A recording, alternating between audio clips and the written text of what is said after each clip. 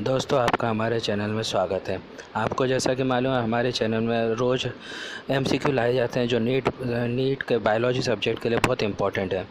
तो दोस्तों, ये चैनल ही बायोलॉजी डेडिकेटेड है आपके लिए। इसमें कई शार्ट नोट्स, कई डायग्राम्स इसके अलावा एमसीक्यूज़ भी बताए जाते हैं।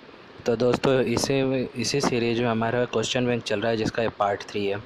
तो दोस्तों, जैसा कि आपको मालूम है, पिछले वीडियो में भी देखा होगा कि हम क्वेश्चन को समझाते नहीं हैं, थोड़ी देर रुकते हैं और आंसर बता दिया जाता है। इसका आप स्क्रीनशॉट ले सकते हैं या फिर नोट डाउन भी कर सकते हैं। दोस्तों, हमारे चैनल आप लाइक करें, सब्सक्राइब करें, वीडियो को शेयर करें, कमेंट भी करें, डिसलाइक भी करें। इससे हमें मोटिवेशन मिलता है। हमारा फेसबुक पेज है जिसके लिंक डिस्क्रिप्शन बॉक्स में है, उसे आप लाइक एंड फॉलो करें। धन्यवाद दोस्तों।